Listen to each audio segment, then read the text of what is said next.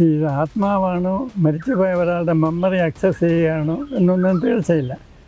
ഈ ഊർജ ബോർഡ് ചെയ്ത് കുഴപ്പത്തിലായ പലരും എൻ്റെ അടുത്ത് വന്നിട്ടുണ്ട്. മരിച്ചുപോയ ഒരാളുടെ മനസ്സ് നമ്മൾ സൈക്കിക്കായിട്ട് നമ്മുടെ മനസ്സിലേക്ക് എടുക്കുകയാണ്. അപ്പോൾ ഇത് അത്ര നല്ല പരിപാടിയല്ല. എനിക്ക് രാത്രി ശ്മശാനത്തിൽ പോകാൻ പേടിയില്ല എന്നൊക്കെ പറയുന്ന ആൾ ശ്മശാനത്തിൽ കൊണ്ടു നിർത്തിയാൽ അയാൾ കുറച്ച് സമയം നിന്നെന്ന് വരും. അപ്പോൾ ശക്തമായിട്ടൊരു കാറ്റടിച്ചാൽ മതി, അയാൾ അയ്യോ എന്നും പറഞ്ഞു പോകും. ഇപ്പോൾ ഊർജ ബോർഡ് ചെയ്ത് പ്രശ്നമായിട്ടുള്ളവർ പലരും പറയുന്നത് ആദ്യമൊന്നും പേടിയില്ലായിരുന്നു, പെട്ടെന്ന് ശക്തമായ ഒരു കാറ്റടിച്ച് മെഴുകുതിരി കെട്ടുപോയി, പെട്ടെന്ന് ഇരുട്ട് വന്നു, അതിൻ്റെ കൂടെ എന്തോ ഒരു സൗണ്ടും കൂടെ കേട്ടു. അപ്പോഴാണ് ഞങ്ങളെല്ലാം അലറി വിളിച്ചുകൊണ്ട് ഓടിയത്. ഇപ്പോൾ പ്രജിൻ്റെ കാര്യത്തിൽ തന്നെ 28 വയസ്സായ ഒരു ചെറുപ്പക്കാരനാണ്. നമ്മൾ പറയുന്നു കേടലും അതുപോലെ തന്നെ ഒരു ചെറുപ്പക്കാരനായിരുന്നു. ചെറുപ്രായത്തിൽ തന്നെയാണ് മാതാപിതാക്കളെയും സഹോദരിയെയും ഒക്കെ കൊലപ്പെടുത്തി സാത്താന് സമർപ്പിച്ചു, സാത്താന് ബലി കൊടുത്തു എന്നാണ് കേടൽ പറഞ്ഞത്. ഇത് മാത്രമല്ല, ഇതുപോലെ നിരവധി സംഭവങ്ങൾ ഇന്ത്യയിലുടനീളം നടന്നിട്ടുണ്ട്. അതും മികച്ച വിദ്യാഭ്യാസമുള്ള ആൾക്കാരൊക്കെയാണ് ഇതിൽ വീണു പോകുന്നത്. നമുക്കറിയാം, തെലങ്കാനയിൽ പ്രൊഫസർമാരായിരുന്ന ദമ്പതികൾ മക്കളെ കൊലപ്പെടുത്തി, അവർ പുനർജനിക്കും എന്ന് പറഞ്ഞുകൊണ്ട്. കൊച്ചിയിൽ ഇതിന് സമാനമായ ഒരു സംഭവം നടന്നിട്ടുണ്ട്. അവരും ഒരു വിദ്യാർത്ഥിയും 2 പേർ അധ്യാപകരുമായിരുന്നു. അപ്പോൾ അവരും ഇതുപോലെ വിശ്വസിച്ചിരുന്നത് ഞങ്ങൾ മരിച്ചാൽ പുനർജനിക്കും എന്നാണ്. അപ്പോൾ ഈ വിദ്യാഭ്യാസപരമായും ഉന്നതിയിൽ നിൽക്കുന്ന, അല്ലെങ്കിൽ സമൂഹത്തിൽ വെൽ സെറ്റിൽഡ് ആയിട്ട് നിൽക്കുന്ന ഒരു വിഭാഗത്തിൽ നിന്നും വളരെ വലിയ രീതിയിൽ ഇത്തരത്തിലുള്ള അന്ധവിശ്വാസങ്ങൾക്ക് അടിമപ്പെട്ടു പോകുന്നുണ്ട്. അതെങ്ങനെയാണ് ഇവരൊക്കെ ഇതിലേക്ക് വീണു പോകുന്നത്? വിദ്യാഭ്യാസവും തമ്മിൽ അടുത്ത ബന്ധമൊന്നുമില്ല. പക്ഷേ വൈകാരിക പ്രശ്നങ്ങളും ഇതും തമ്മിൽ അടുത്ത ബന്ധമുണ്ട്. ഇപ്പോൾ ഒരാൾക്ക് വേണ്ടത്ര സാമ്പത്തികം ഉണ്ടായിരിക്കാം എന്ന് വിചാരിച്ച് അയാൾക്ക് പ്രശ്നങ്ങളില്ല എന്ന് വരുന്നില്ല. വെളിയിൽ നിന്ന് നോക്കുമ്പോൾ നമ്മളത് അറിഞ്ഞെന്ന് വരത്തില്ല. അതിപ്പോൾ ഭാര്യയും ഭർത്താവും തമ്മിലുള്ള പ്രശ്നങ്ങളാകാം, മറ്റു തരത്തിലുള്ള പ്രശ്നങ്ങളാകാം. ഈ സാധാരണഗതിയിൽ ഒരാൾ അയാൾക്ക് എത്രമാത്രം ശാരീരികമായ അസ്വസ്ഥതകൾ ഉണ്ടെങ്കിലും മറ്റു പ്രശ്നങ്ങളുണ്ടെങ്കിലും അയാൾ മരിക്കാൻ ഇഷ്ടപ്പെടുകയില്ല. അപ്പോൾ നമുക്കറിയാം, ഒരുപാട് രോഗങ്ങളൊക്കെ ബാധിച്ച ഒരാൾ ആശുപത്രിയിൽ അഡ്മിറ്റ് ചെയ്ത് ലക്ഷക്കണക്കിന് രൂപ ചിലവാക്കിയാലും അയാൾ നിങ്ങളൊന്നും ചെയ്യേണ്ടെന്ന് പറയാൻ സാധ്യത വളരെ കുറവാണ്. എങ്ങനെയെങ്കിലും തുടർന്ന് ജീവിക്കണമെന്ന് അയാൾ ആഗ്രഹിക്കുന്നു. അതുകൊണ്ട് ഈ ധനസ്ഥിതി ഉണ്ടെന്ന് ഉള്ളത് കൊണ്ട് മാത്രം അവർക്ക് പ്രശ്നങ്ങളില്ലെന്ന് നമ്മൾ വിചാരിക്കേണ്ട. അവർ എങ്ങനെ പുനർജന്മം ഉണ്ടാകാം എന്നുള്ളത് അവർക്കൊരു ന്യായീകരണം മാത്രമേ ആവുന്നുള്ളൂ. ഇപ്പോഴത്തെ ജീവിതത്തിൽ എന്തോ വലിയ കടുത്ത പ്രശ്നങ്ങളുണ്ട്. അപ്പോൾ അടുത്ത ജന്മത്തിൽ ഈ പ്രശ്നങ്ങളില്ലാതെ നമുക്ക് സുഖകരമായിട്ട് ജീവിക്കാം എന്നുള്ളൊരു പ്രതീക്ഷ ഉള്ളതുകൊണ്ടാണ് അവർ ആത്മഹത്യ ചെയ്യുന്നത്. അല്ല, എല്ലാം ഓക്കെ ആണെങ്കിൽ അടുത്ത ജന്മത്തിൽ എന്താണെന്നുള്ളതിന് ഉറപ്പൊന്നുമില്ലല്ലോ. ഒരു പക്ഷേ ഉണ്ടായിരിക്കാം. അതുകൊണ്ട് അത് മാത്രം വിചാരിച്ച് പ്രശ്നങ്ങളൊന്നും ഇല്ലാത്ത ഒരു കുടുംബം ആത്മഹത്യ ചെയ്യുമെന്ന് എനിക്ക് തോന്നുന്നില്ല. അവർക്ക് സോൾവ് ചെയ്യാൻ വയ്യാത്ത പ്രശ്നങ്ങൾ ഉള്ളപ്പോൾ ഇതൊരു ന്യായീകരണമായിട്ട് കണ്ടെത്തി അവർ ആത്മഹത്യ ചെയ്തെന്ന് പറയാം. ഈ കോളേജുകളിലൊക്കെ പഠിക്കുന്ന കുട്ടികൾ, പ്രത്യേകിച്ചും ഈ ഹോസ്റ്റലുകളിലൊക്കെ നിൽക്കുന്ന വിദ്യാർത്ഥികൾ, അവരിൽ പൊതുവെ ഞാൻ ഉൾപ്പെടെ പഠിക്കുന്ന കാലത്ത് കേട്ടിട്ടുള്ള ചില സംഭവങ്ങളാണ്. അതായത് ഈ ഓജോ ബോർഡിനോടൊക്കെ ഒരു ക്യൂരിയോസിറ്റി തോന്നി രാത്രി 12 മണിക്ക് ഈ ഓജോ ബോർഡ് ചെയ്യുക. അപ്പോൾ അതിലൊക്കെ ഒരു വിശ്വാസമുണ്ടോ? ഈ ഓജോ ബോർഡിൽ നമുക്കൊരു ആത്മാവിനെ വിളിച്ചു വരുത്താം എന്നൊക്കെ പറയുന്നത്. ഞാൻ നേരത്തെ പറഞ്ഞതുപോലെ ഈ ആത്മാവാണോ മരിച്ചുപോയ ഒരാളുടെ മെമ്മറി ആക്സസ് ചെയ്യുകയാണോ എന്നൊന്നും തീർച്ചയില്ല. ഈ ഊർജ ബോർഡ് ചെയ്ത് കുഴപ്പത്തിലായ പലരും എൻ്റെ അടുത്ത് വന്നിട്ടുണ്ട്. അതുകൊണ്ട് ഞാനിതൊരിക്കലും പ്രോപ്പഗേറ്റ് ചെയ്യുന്നില്ല. ഞാൻ ആരെയും ഇത് പഠിപ്പിക്കാറുമില്ല. ഞാൻ നിരുത്സാഹപ്പെടുത്തുകയേ ഉള്ളൂ. കാരണം യഥാർത്ഥത്തിൽ എന്തെങ്കിലും സംഭവിക്കുന്നുണ്ടെങ്കിൽ മരിച്ചു പോയ ഒരാളുടെ മനസ്സ് നമ്മൾ സൈക്കിക്കായിട്ട് നമ്മുടെ മനസ്സിലേക്ക് എടുക്കുകയാണ്. അപ്പോൾ ഇത് അത്ര നല്ല പരിപാടിയല്ല. ഇപ്പോൾ നമ്മൾ വേറൊരാളുമായിട്ട് ഹാൻഡ് ഷേക്ക് ചെയ്യുന്നത് പോലും അത്ര നല്ല ഒരു പരിപാടിയല്ല. ഞാൻ സാധാരണ ആരെങ്കിലും ഷേക്ക് ഹാൻഡ് ചെയ്യാൻ കൈ നീട്ടിയാൽ പോലും ഷേക്ക് ഹാൻഡ് ചെയ്യാൻ മടിക്കും. അപ്പോൾ അത് വളരെ ശാരീരികമായിട്ടുള്ള ഒന്നാണ്. അപ്പോൾ നമ്മൾ വേറൊരാളുടെ സൈക്കിക് വൈബ്രേഷനെ നമ്മളുടെ മനസ്സിലേക്ക് വിളിച്ചു വരുത്തുക എന്ന് പറഞ്ഞാൽ അതിൻ്റെ ഒരു റെസിഡ്യുവൽ എഫക്റ്റ് നമ്മുടെ സിസ്റ്റത്തിൽ തുടരും. അത് തീർച്ചയായിട്ടും നമുക്ക് കുഴപ്പമുണ്ടാക്കാൻ സാധ്യത വളരെ കൂടുതലാണ്. അങ്ങനെയാണ് പലരും ഈ ഊജ ബോർഡ് ചെയ്ത് കുഴപ്പത്തിലാകുന്നത്. അങ്ങനെ പ്രശ്നങ്ങളുമായിട്ട് പലരും എൻ്റെ അടുത്ത് വന്നിട്ടുണ്ട്. ഈ അങ്ങനെ വരുന്നത് ചെറുപ്പക്കാരാണോ അതോ? ചെറുപ്പക്കാരാണ്. ഇത് കൂടുതലും ഇതിലൊക്കെ ആകൃഷ്ടരാകുന്നത് ഈ ഹോസ്റ്റലുകളിൽ താമസിക്കുന്ന ആളുകളാണ്. ഈ നമ്മളോടൊരു കാര്യം ചെയ്യരുത് എന്ന് സാധാരണ പറയുമ്പോൾ നമുക്കത് ചെയ്യാനുള്ള ഒരു ടെൻഡൻസി ഉണ്ടാകും. അതാണ് ഇത്തരത്തിലുള്ള പല പ്രതിസന്ധികളിലേക്കും പ്രശ്നങ്ങളിലേക്കും ഒക്കെ കൊണ്ടെത്തിക്കുന്നത്. അങ്ങനെ നമുക്ക് തോന്നുന്നത് അതൊരു പ്രായത്തിൻ്റെ പ്രശ്നമാണോ അതോ മറ്റെന്തെങ്കിലും ഘടകമാണോ? ഇത് പല കാര്യങ്ങളുണ്ട്. ഒന്ന് പറയും ക്യൂരിയോസിറ്റി. പിന്നെ എന്തെങ്കിലും ഒരു പ്രശ്നം വരുമ്പോൾ അതിൻ്റെ ഒരു സൊല്യൂഷനായിട്ട് ചിലർ ഇത് നോക്കാറുണ്ട്. ചില മനുഷ്യർ പറയാറില്ലേ, എനിക്ക് ഈ കാര്യങ്ങളിലൊന്നും ഒരു പേടിയില്ല, ഇതൊന്നും എന്നെ ബാധിക്കുന്ന ഒരു വിഷയമല്ല. പക്ഷേ ചില ആൾക്കാർ ഇത് കേൾക്കുമ്പോൾ തന്നെ ആ ഭാഗത്തേക്കേ തിരിഞ്ഞു നോക്കാത്ത ഒരു വിഭാഗം ആൾക്കാരുണ്ട്. അവരുടെ ഒരു ഇപ്പോൾ സാറ് പറയുകയാണ്, എനിക്ക് എല്ലാ കാര്യത്തിലും ഞാൻ സ്ട്രോങ് ആണ്, എനിക്ക് ആ കാര്യങ്ങളിലൊന്നും പേടിയില്ല. നിങ്ങളിപ്പോൾ രാത്രി 12 മണിക്ക് എന്നെ ഒരു കല്ലറയിൽ കൊണ്ട് നിർത്തിക്കോളൂ, എനിക്ക് കുഴപ്പമില്ല. പക്ഷെ എന്നോട് ചോദിക്കുകയാണെങ്കിൽ എനിക്കത് പറ്റില്ല എന്ന് തന്നെ ഞാൻ പറയും. അപ്പോൾ ഈ രണ്ട് പേരുടെ മാനസികാവസ്ഥകൾ തമ്മിൽ അതിലെങ്ങനെയാണ് ഒരാൾക്ക് ധൈര്യം ഉണ്ടാകുക, ഒരാൾക്ക് അതില്ലാതിരിക്കുക, അതിൻ്റെയൊക്കെ ഒരു വശം? ആരെങ്കിലും ഒരാൾക്ക് എനിക്ക് പേടിയേ ഇല്ല എന്ന് പറഞ്ഞാൽ തന്നെ അത് അയാൾക്ക് വലിയ പേടിയുണ്ടെന്ന് മനസ്സിലാക്കുക. അതൊരു പേടിയില്ല എന്ന് പറയുന്നത് ഒരു ഡിഫൻസാണ്. യഥാർത്ഥത്തിൽ പേടിയില്ലാത്ത ആളെ മിണ്ടാതിരിക്കുകയുള്ളൂ. അയാൾക്ക് അത് പ്രദർശിപ്പിക്കേണ്ട ആവശ്യമില്ല. അപ്പോൾ എനിക്ക് രാത്രി ശ്മശാനത്തിൽ പോകാൻ പേടിയില്ല എന്നൊക്കെ പറയുന്ന ആൾ ശ്മശാനത്തിൽ കൊണ്ട് നിർത്തിയാൽ ആൾ കുറച്ച് സമയം നിന്നെന്ന് വരും. അപ്പോൾ ശക്തമായിട്ടൊരു കാറ്റടിച്ചാൽ മതി, അയാൾ അയ്യോ എന്നും പറഞ്ഞു പോകും. അപ്പോൾ ഈ പേടിയെന്ന് പറയുന്നത് നമ്മൾക്ക് എളുപ്പം തിരിച്ചറിയാവുന്ന ഒരു സംഗതിയല്ല. ഇപ്പോൾ ഈ ഊജ ബോർഡ് ചെയ്ത് പ്രശ്നമായിട്ടുള്ളവർ പലരും പറയുന്നത് ആദ്യമൊന്നും പേടിയില്ലായിരുന്നു, പെട്ടെന്ന് ശക്തമായ ഒരു കാറ്റടിച്ച് മെഴുകുതിരി കെട്ടുപോയി, പെട്ടെന്ന് ഇരുട്ട് വന്നു, അതിൻ്റെ കൂടെ എന്തോ ഒരു സൗണ്ടും കൂടെ കേട്ടു. അപ്പോഴാണ് ഞങ്ങളെല്ലാം അലറി വിളിച്ചുകൊണ്ട് ഓടിയത്. അപ്പോൾ അത് ശബ്ദം ഉണ്ടായത് എലി അനങ്ങിയതോ പൂച്ച ചാടിയതോ ഒക്കെ ആയിരിക്കാം. പക്ഷേ ഈ പേടിയില്ല എന്ന് പറയുന്നത് യഥാർത്ഥത്തിൽ പേടിയില്ലായ്മയുടെ ഒരു ലക്ഷണമാകണമെന്നില്ല. ഈ പണ്ട് കാലത്തൊക്കെ ഈ നമ്മുടെ വീട്ടിലൊക്കെയുള്ള മുത്തശ്ശന്മാരൊക്കെ പറയുന്ന ചില കാര്യങ്ങളുണ്ട്. അതായത് ഉച്ച സമയത്ത് പുറത്തേക്ക് ഇറങ്ങി ഏതെങ്കിലും ഒരു ഭാഗത്ത്, കാവിൻ്റെ ഭാഗത്തോ അങ്ങനെയുള്ള സ്ഥലങ്ങളിൽ പോകരുത്, രാത്രിയിൽ പുറത്തേക്ക് ഇറങ്ങരുത്, ഈ യക്ഷി വരും, മാടൻ വരും, മറുത വരും, അത്തരത്തിലുള്ള ചില പേടിപ്പെടുത്തുന്ന കാര്യങ്ങളൊക്കെ പറയാറുണ്ട്. ശരിക്കും അതൊക്കെ ഉള്ളതാണോ അതോ അല്ലെങ്കിൽ ഈ കുട്ടികളെ അനുസരിപ്പിക്കാനുള്ള ഒരു പ്രസ്താവന മാത്രമാണോ? ഇതുകൊണ്ട് ഒരുപാട് പേർക്ക് കുഴപ്പമുണ്ടാകുന്നുണ്ട്. ഈ അമിതമായിട്ടുള്ള ഫോബിയാസുമായിട്ട് പലരും എന്നെ കാണാൻ വരുന്നുണ്ട്. അവരിൽ പലരും പറയുന്ന ഒരു കാര്യം, തീരെ കുട്ടിയായിരുന്നപ്പോൾ വലിയമ്മ എന്നെ പറഞ്ഞ് ഭയപ്പെടുത്തുമായിരുന്നു, ഹനുമാൻ പണ്ടാരം വരും നിന്നെ പിടിച്ചുകൊണ്ട് പോകും. അപ്പോൾ ഇങ്ങനെ കുട്ടിയെ ഭയപ്പെടുത്തിയാണ് അനുസരിപ്പിച്ചുകൊണ്ടിരുന്നത്. അപ്പോൾ ഇത് കാരണം അകാരണമായ ഭയം കുട്ടിയിലിങ്ങനെ ഡെവലപ്പ് ചെയ്യും. ഈ ഭയം ഒരുപാടിങ്ങനെ വന്നു കഴിഞ്ഞാൽ അത് എവിടെയെങ്കിലും അറ്റാച്ച് ചെയ്യും. അത് പലതരം ഫോബിയാസായിട്ട് മാറാം. ഇപ്പോൾ ഈ സ്പിരിറ്റ്സിനെയുള്ള ഭയം, ഭൂതപ്രേത പിശാചുക്കളെയുള്ള ഭയം ഒരു ഫോബിയാണ്. അതുപോലെ വേറെ ഒരുപാട് ഫോബിയ ഉണ്ട്, ക്ലാസ്ട്രോഫോബിയ, അഗോറാഫോബിയ. ഈ ഒരു ഫോബിയ മറ്റൊരു ഫോബിയ ആയിട്ട് മാറാൻ വളരെ എളുപ്പമാണ്. അപ്പോൾ അടിസ്ഥാനപരമായിട്ട് കുട്ടികൾക്ക് തീരെ കുഞ്ഞായിരിക്കുമ്പോൾ ധൈര്യം കൊടുക്കുകയാണ് വേണ്ടത്.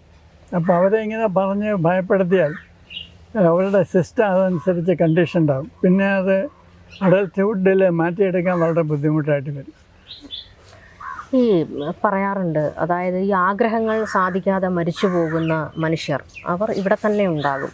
അവർ നമുക്ക് ചിലപ്പോൾ ഈ കൊലപാതകമൊക്കെ നടക്കുകയാണെങ്കിൽ അവർക്ക് ഈ പകരം വീട്ടാൻ വേണ്ടി അവർ ഇവിടെ തന്നെ ഉണ്ടാകും. ചിലപ്പോൾ ഒരാളുടെ ശരീരത്തിൽ കയറി അങ്ങനെ പകരം വീട്ട്, നമ്മൾ സിനിമകളിൽ സ്ഥിരമായി കാണുന്ന ഒരു ക്ലീശയാണിത്. ശരിക്കും അത്തരത്തിലുള്ള സംഭവങ്ങളൊക്കെ ഉള്ളതാണോ? ശരിക്ക് സംഭവിക്കുന്നത്, ഒരു ദുരന്ത സംഭവം നടന്ന സ്ഥലത്ത് ഒരു സൈക്കിക് ഫീൽഡ് ഉണ്ടാകും. അതായത് ഈ മനുഷ്യരുടെ മാനസിക സംഘർഷമാണ് ഈ സൈക്കിക് ഫീൽഡ് ക്രിയേറ്റ് ചെയ്യുന്നത്. അവിടെ മരിക്കണമെന്ന് നിർബന്ധമൊന്നുമില്ല. രണ്ടുപേര് സ്ഥിരമായിട്ട് വഴക്ക് കൂടിക്കൊണ്ടിരുന്ന സ്ഥലത്തും സൈക്കിക് ഫീൽഡ് ഉണ്ടാകും. പക്ഷേ സാധാരണ സൈക്കിക് ഫീൽഡ് ഉണ്ടാകുന്നത് ഈ കൊലപാതകം, ആത്മഹത്യ ഇതൊക്കെ ധാരാളം നടന്നിട്ടുള്ള സ്ഥലങ്ങളിലാണ്. അവിടെ ചെല്ലുമ്പോൾ കുറച്ചൊക്കെ സൈക്കിക്കായിട്ടുള്ള ഒരാൾക്ക് ഈ സൈക്കിക് ഫീൽഡുമായിട്ടുള്ള ഇൻ്ററാക്ഷനിൽ പലതരം വിഷൻസ് ഉണ്ടായിരുന്നത്. അതിലൊന്ന് ആ ദുരന്ത സംഭവം തന്നെ കാണുക എന്നുള്ളതാണ്. അത് തന്നെ ആണോന്നില്ല. ഇപ്പം ഞാനിങ്ങനെയുള്ള സ്ഥലത്ത് പോകുന്നത് മറ്റൊരു രഹസ്യ ഉദ്ദേശത്തോടു കൂടെയാണ്. ഈ സൈക്കിക് ഫീൽഡ് എന്ന് പറയുന്നത് ഒരു പോർട്ടലാണ്. ആ പോർട്ടൽ സൈക്കിക് ഡോറാണ്. അതുവഴി നമുക്ക് പല പോസിബിലിറ്റീസും ഉണ്ട്. ചിലപ്പോൾ ടൈം സ്ലിപ്പ് സംഭവിക്കാം, ടൈം ട്രാവൽ നടത്തപ്പെട്ടെന്ന് വരാം, അത് ഭാവി കണ്ടെന്ന് വരാം. അപ്പോൾ ഞാനിങ്ങനെയുള്ള സ്ഥലങ്ങളിൽ പോകുന്നത് അവിടെ ആത്മാവുണ്ടോ എന്ന് നോക്കാൻ വേണ്ടി മാത്രമല്ല, പ്രധാനമായിട്ടും ആ സൈക്കിക് ഫീൽഡ് സെൻസ് ചെയ്യാൻ പറ്റുമോ, അതുവഴി മറ്റെന്തെങ്കിലും പാരാനോർമലായിട്ടുള്ള അനുഭവങ്ങൾ കിട്ടുമോ എന്നറിയാൻ വേണ്ടിയാണ്. നമ്മൾ ഈ സാത്താൻ സേവയുടെ കുറേ കാര്യങ്ങൾ പുറത്തേക്ക് വരുമ്പോൾ അതിനകത്തിൽ ക്രൂരമായിട്ടുള്ള അല്ലെങ്കിൽ നമുക്ക് അറപ്പ് തോന്നുന്ന ചില കാര്യങ്ങളാണ് സാത്താനെ പ്രീതിപ്പെടുത്താൻ ചെയ്യുന്നത് എന്നൊക്കെയാണ് പറയപ്പെടുന്നത്. അതിൽ ഏറ്റവും പ്രധാനപ്പെട്ടത്, മുൻപൊക്കെ തിരുവോസ്തി അത് കയ്യിലായിരുന്നു കൊടുത്തിരുന്നത്, പിന്നീട് അത് നാവിലാണ് കൊടുക്കുന്നത്. കാരണം ഇത് കൊണ്ടുപോയി വിറ്റ് കഴിഞ്ഞാൽ, സാത്താൻ സേവ ചെയ്യുന്നവർക്ക് കൊടുത്തു കഴിഞ്ഞാൽ പണം കിട്ടും. ഇത് ആർത്തവ രക്തത്തിൽ മുക്കിയാണ് കഴിക്കുന്നത്. അത്തരത്തിലുള്ള കുറേ നമുക്ക് അറപ്പ് തോന്നുന്ന സംഭവങ്ങളൊക്കെയാണ്. അത് അങ്ങനെയൊക്കെയാണോ ഇവരുടെ ഒരു രീതികൾ? തീർച്ചയായിട്ടും അതെ.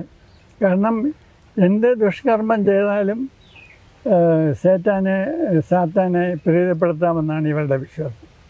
അപ്പോൾ ഇവർ യഥാർത്ഥത്തിൽ ഈ ക്രിസ്തുമതത്തിൻ്റെ റിച്വലിൽ വിശ്വസിക്കുകയാണ്. അതുകൊണ്ടാണല്ലോ തിരുവോസ്തിക്ക് എന്തെങ്കിലും പ്രാധാന്യമുണ്ട്. അത് ഇതുപോലെ തെറ്റായ രീതിയിൽ ഉപയോഗിച്ചാൽ സാത്താനെ പ്രീതിപ്പെടുത്താമെന്ന് വിശ്വസിക്കുന്നു. ഇപ്പോൾ ഒന്നിലും വിശ്വസിക്കാത്ത ഒരാൾക്ക് തിരുവോസ്തിയിൽ പ്രത്യേകിച്ചൊരു പ്രാധാന്യം കാണേണ്ട കാര്യമില്ലല്ലോ. അപ്പോൾ ഇത് ക്രിസ്തുമതത്തിൽ വിശ്വസിച്ച് ഒരുപാട് കാലം അതിൻ്റെ ഈ റിപ്രസീവായിട്ടുള്ള മൊറാലിറ്റിയിൽ പെട്ട് കിടക്കുന്ന ഒരാൾ പെട്ടെന്ന് അതിന് വെളിയിൽ വരുമ്പോഴാണ് അതിനെതിരായിട്ട് പ്രവർത്തിച്ചാൽ സാത്താനെ പ്രീതിപ്പെടുത്താമെന്നുള്ള ഒരു തെറ്റിദ്ധാരണ ഉണ്ടാകുന്നത്. അങ്ങനെയാണ് ഈ തിരുവോസ്തി മോഷ്ടിക്കാനായിട്ടൊക്കെ ഇവർ ശ്രമിക്കുന്നത്. ഈ ക്രിസ്തുമതത്തിൽ തന്നെ നമ്മൾ എടുക്കുകയാണ്, ഇപ്പോൾ നമ്മൾ പ്രജിൻ്റെ വിഷയമായതുകൊണ്ടാണ് ക്രിസ്തുമതത്തെക്കുറിച്ച് പറയുന്നത്. ഇതിൽ തന്നെ വിശ്വാസങ്ങൾ പലതാണ്. ചിലർ കർത്താവിനെ വിശ്വസിക്കുന്നു, ചിലർക്ക് മാതാവും കുരിശുമൊക്കെ അവർക്കതിൽ വിശ്വാസമില്ല. ഇതിൽ തന്നെ എങ്ങനെയാണ് ഇത്രത്തോളം ഒരു കോൺഫ്ലിക്റ്റ് കിടക്കുകയാണ്? അപ്പോൾ എങ്ങനെയാണ് ഇവരിൽ ഒരു ഭാഗം ഞങ്ങൾ വിശ്വാസികളാണ്, നിങ്ങളുടെ വിശ്വാസമല്ല, ഞങ്ങളുടെ വിശ്വാസമാണ് ഏറ്റവും പ്രധാനപ്പെട്ടത് എന്നുള്ള ഈ ഒരു തർക്ക വിഷയമായി നിൽക്കുന്നത്? അത് എല്ലാ മതത്തിലും കാലം കഴിയുന്നതോടെ ഉൾപ്പിരിവുകളുണ്ടാകും. ഈ വളരെ ചെറിയ വ്യത്യാസത്തിലാണ് ഒരുപാട് സഭകൾ, ക്രിസ്തുമത സഭകൾ പ്രത്യേക സഭയായിട്ട് നിലകൊള്ളുന്നു. അതായത് ഏറ്റവും വലിയ ക്രിസ്തുമത സഭ കത്തോലിക്ക സഭയായിരുന്നു. ആ കത്തോലിക്ക സഭ ഒരു കാലഘട്ടമായപ്പോഴേക്കും വളരെയധികം ദുഷിച്ചു. അതായത് ഈ അച്ഛന്മാരെല്ലാം കറപ്റ്റായി.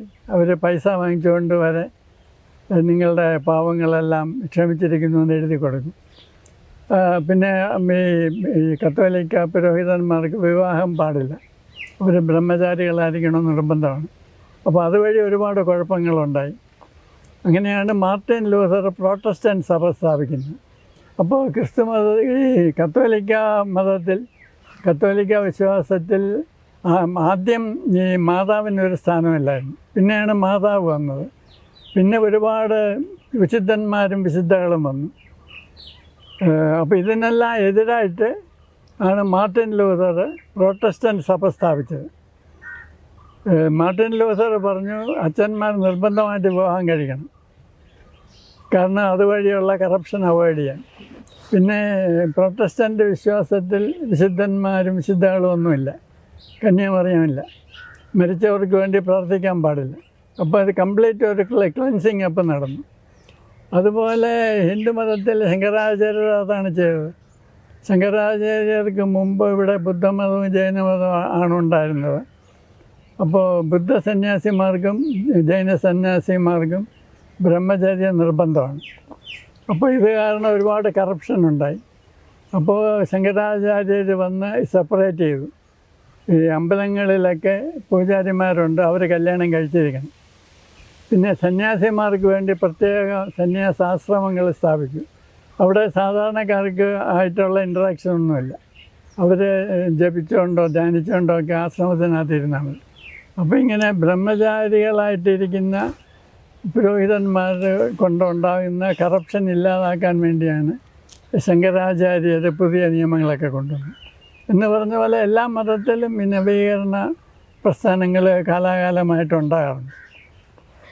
ഈ ഇതിലേക്ക് വീണു പോകുന്ന ഒരു ചെറുപ്പക്കാർ, നമ്മളിപ്പോൾ സാറ് പറഞ്ഞതിൽ നിന്ന് തന്നെ നമുക്ക് ബോധ്യപ്പെട്ട ഒരു കാര്യം, അതായത് കുറുക്ക് വഴികളിലൂടെ എത്രയും പെട്ടെന്ന് വിജയത്തിലെത്താൻ ശ്രമിക്കുന്ന ആൾക്കാർ, അല്ലെങ്കിൽ നിരാശപ്പെട്ട് കിടക്കുന്ന കുറേ മനുഷ്യർ, അവരെയൊക്കെ വലയിൽ വീഴ്ത്തി അവരെ സാമ്പത്തികമായി ഉപയോഗിച്ചുകൊണ്ട് ഇത്തരത്തിലുള്ള നെഗറ്റീവിലേക്ക് കൊണ്ടുപോകാൻ ഏതോ ഒരു റാക്കറ്റ്. ഇപ്പോൾ കൊച്ചിയിലത്തെ കാര്യം അതെല്ലാ കാലത്തും വിവാദമാണ്. ഇത് കൊച്ചിയിൽ മാത്രമല്ല, കേരളത്തിലുടനീളം പലയിടങ്ങളിലും ഉണ്ട് എന്ന് പറയപ്പെടുന്നു. ഇത് അറിയാം എന്ന്, അതായത് ഭരണകൂടത്തിനും പോലീസ് സംവിധാനങ്ങൾക്കും ഇതിനെക്കുറിച്ചൊക്കെ കൃത്യമായി അറിയാം, എന്നിട്ടും എന്തുകൊണ്ടൊരു നടപടി സ്വീകരിക്കുന്നില്ല? അല്ല, ഇതൊക്കെ വിശ്വാസത്തിൻ്റെ പ്രശ്നങ്ങളാണല്ലോ. ഇപ്പോൾ പ്രശോഭയ്ക്ക് എന്തെങ്കിലും ഒരു ആവശ്യം വരുന്നു, പെട്ടെന്നൊരു കാര്യസാധ്യത ഉണ്ടാകണം. അപ്പോൾ ഒരാൾ പറയുന്നു എനിക്കൊരു മാർഗം അറിയാം, പ്രശോഭ വരിക, പ്രശോഭയ്ക്ക് വേണ്ടതൊക്കെ അവിടെ നിന്ന് കിട്ടും. അപ്പോൾ പ്രശോഭ അത് അവരുടെ പ്രലോഭനത്തിൽ വീണു പോകാൻ വിചാരിക്കും. അപ്പോൾ കാലാകാലത്തിൽ പ്രശോഭ മനസ്സിലാക്കുന്നു ഇത് പെട്ടെന്ന് പൈസ ഉണ്ടാക്കാനുള്ള ഒരു മാർഗമാണ്. അപ്പോൾ പ്രശോഭ അതിൻ്റെ ലീഡറാകുന്നു. അപ്പോൾ ആളുകൾ ഇഷ്ടം പോലെ പണവുമായിട്ട് വരുന്നു. അപ്പോൾ പ്രശോഭയ്ക്ക് പിന്നെ ഒരു ജേർണലിസ്റ്റായിട്ട് ജോലി ചെയ്യേണ്ട ആവശ്യമില്ല, ഇഷ്ടം പോലെ കാച്ചിങ്ങനെ കിട്ടും. അപ്പോൾ പ്രശോഭ അതിലങ്ങ് വീണു പോകും. അപ്പോൾ ഇതൊരു സെമി മതത്തിൻ്റെ ഒരു പരിവേഷം ഉണ്ടല്ലോ ഇതിന്. പ്രത്യേകിച്ച് ഇപ്പോൾ സേറ്റൻ വർഷിപ്പ് എന്ന് പറയുന്നത് അവിടെ ഈ കുരിശുമൊക്കെ കാണും, അത് തലകുത്തി വെക്കുമെന്നൊക്കെ ഉള്ളൂ. അപ്പോൾ ഇത് ഒരു വിശ്വാസത്തിൻ്റെ പ്രശ്നമാകുമ്പോൾ ഇത് പോലീസിനൊന്നും ചെയ്യാൻ ഒക്കത്തില്ല. ഇത് നമ്മുടെ വിശ്വാസമാണ്, അതിപ്പോൾ അതിനിപ്പോൾ എന്താണെന്ന് ചോദിക്കും. ഇപ്പോൾ എന്തെങ്കിലും ഒരു കൊലപാതകമായിട്ടോ നടക്കുമ്പോഴേ ഇതൊരു പ്രശ്നമാകുന്നുള്ളൂ. ഇപ്പോൾ സാധാരണഗതിയിൽ അവർ എല്ലാ ഞായറാഴ്ചയും കൂടുന്നു, അത് കുറേ റിച്വൽസ് കാണിക്കുന്നു. അപ്പോൾ ഇതെല്ലാം അവരുടെ വിശ്വാസത്തിൻ്റെ പ്രശ്നമെന്നുള്ള രീതിയിൽ അങ്ങ് പോകും. അപ്പോൾ ഗവൺമെൻറ്റിന് ഇതിൽ ഇടപെടുക എന്ന് പറയുന്നത് എളുപ്പമുള്ള കാര്യമാണ്. ഇത്രയും നേരം നമ്മൾ സംസാരിച്ചു, എന്നിട്ടും ഞാൻ അവസാനം എനിക്കും ഇതിലൊരു ക്ലാരിഫിക്കേഷൻ കിട്ടുന്നില്ല. അതായത് ഈ സാത്താൻ വർഷിപ്പ്, അതിലൂടെ നമുക്ക് നമ്മുടെ എല്ലാ ആഗ്രഹങ്ങളും സാധിച്ചെടുക്കാൻ കഴിയുമോ? ഈ നമ്മൾ അന്ധവിശ്വാസം അതിനെ ഒരു തരത്തിൽ നമുക്ക് പ്രൊമോട്ട് ചെയ്യാൻ കഴിയുന്നതല്ല. കാരണം നമ്മൾ വികസിച്ചുകൊണ്ടിരിക്കുന്ന, നമ്മൾ നാട് നീങ്ങുമ്പോൾ അതിനനുസരിച്ച് നീങ്ങണമെന്നാണല്ലോ. അപ്പോൾ ഇത്തരത്തിലുള്ള ഈ ചിന്തകൾ, ഈ അന്ധവിശ്വാസങ്ങളൊക്കെ നമ്മളെ പിന്നോട്ട് വലിക്കുന്ന വിഷയമാണ്. നമ്മുടെ കഴിവിൽ വിശ്വാസമില്ലാതെ വരുമ്പോഴാണല്ലോ നമ്മൾ ഇത്തരത്തിലുള്ള വിഷയങ്ങളിൽ ചെന്ന് വീണു പോകുന്നത്. ഇപ്പോഴും എനിക്ക് ചോദിക്കാനുള്ളത്, ഈ ആത്മാവുണ്ട്, അല്ലെങ്കിൽ അതിനെ പ്രീതിപ്പെടുത്താൻ ചില ആൾക്കാർക്ക് കഴിയും, ചില നരബലിയോ അല്ലെങ്കിൽ ഇതുപോലെയുള്ള സാത്താൻ സേവയോ ഒക്കെ നടത്തിയാൽ കഴിയും എന്ന് സാർ വിശ്വസിക്കുന്നുണ്ടോ?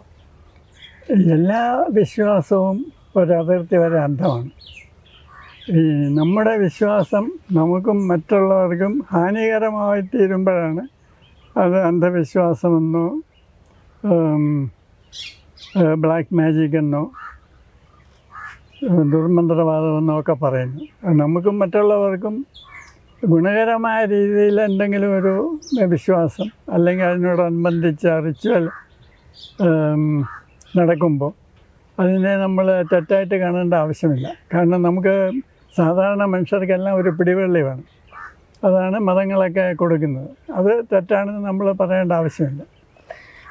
ഈ നമ്മുടെ വിശ്വാസങ്ങൾക്കും അപ്പുറം ഈ പ്രകൃതിയിൽ നമുക്ക് അറിയാത്ത പല വിഷയങ്ങളും ഉണ്ട് എന്ന് തന്നെയാണ് അപ്പോൾ അതിനർത്ഥം? തീർച്ചയായിട്ടും ഉണ്ടായിരിക്കും. നമ്മൾ ഒന്നിൻ്റെയും ആത്യന്തികമായ സത്യം തിരിച്ചറിഞ്ഞിട്ടില്ല. അപ്പോൾ നമ്മൾക്ക് അറിഞ്ഞുകൂടാത്ത പല കാര്യങ്ങളും ഈ പ്രപഞ്ചത്തിലുണ്ടായിരിക്കും. പക്ഷേ അത് നമ്മൾ മറ്റുള്ളവരെ ഉപദ്രവിക്കാനായിട്ട് ശ്രമിക്കുമ്പോൾ തീർച്ചയായിട്ടും അത് നമ്മൾ തടസ്സപ്പെടുത്തേണ്ടതാണ്, അല്ലെങ്കിൽ ചോദ്യം ചെയ്യേണ്ടതാണ്. നമ്മളിപ്പോൾ സാറിൽ നിന്ന് ഒരുപാട് കാര്യങ്ങൾ ചോദിച്ചറിഞ്ഞിട്ടുണ്ട്. ഇത് ഒരു അറുതി വരാത്ത ഒരു വിഷയം തന്നെയാണ്. കാരണം അന്ധവിശ്വാസം, വിശ്വാസം അതൊക്കെ എല്ലാ കാലത്തും ഒരു തർക്ക വിഷയം തന്നെയാണ്. എങ്കിലും നമുക്ക് ചില കഴിവുകൾ അത് നമ്മുടെ നന്മയ്ക്ക് വേണ്ടി അല്ലെങ്കിൽ സമൂഹത്തിൻ്റെ നന്മയ്ക്ക് വേണ്ടിയൊക്കെ നമുക്ക് ഉപയോഗിക്കാം.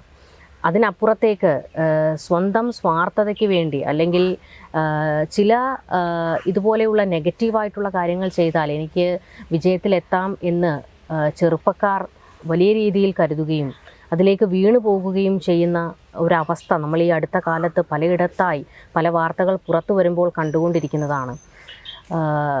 അച്ഛനെ കൊല്ലുന്നു, അമ്മയെ കൊല്ലുന്നു, അച്ഛൻ മക്കളെ കൊല്ലുന്നു. ഇത്തരത്തിലുള്ള സംഭവങ്ങൾ എത്രയോ വാർത്തകൾ കേട്ട് കഴിഞ്ഞിരിക്കുന്നു. ഇതൊന്നും നമ്മുടെ സമൂഹത്തിന് അംഗീകരിക്കാൻ കഴിയുന്നതല്ല. കാരണം നമ്മളെപ്പോഴും ആത്യന്തികമായി നമ്മൾ മനുഷ്യരാണല്ലോ. മനുഷ്യരെന്ന് പറയുമ്പോൾ സഹജീവികളോട് സ്നേഹമുള്ള ആൾക്കാർ. നമുക്ക് മറ്റ് അല്ലെങ്കിൽ ജീവജാലങ്ങളിൽ നിന്ന് നമ്മൾ വ്യത്യസ്തരാണ്. നമുക്ക് ചിന്തിക്കാനും പ്രവർത്തിക്കാനും ഒക്കെ കഴിവുണ്ട്. അതുകൊണ്ടാണല്ലോ നമ്മൾ മനുഷ്യരാകുന്നത്. അപ്പോൾ നല്ലതിനെ നല്ലതായും ചീത്തയെ മാറ്റി നിർത്താനും ഈ സമൂഹത്തിന് കഴിയട്ടെ. ഇനിയും ഒരു പ്രജനും കേടലും ഒക്കെ ഉണ്ടാകാതിരിക്കട്ടെ. നമസ്കാരം സാർ. നന്ദി.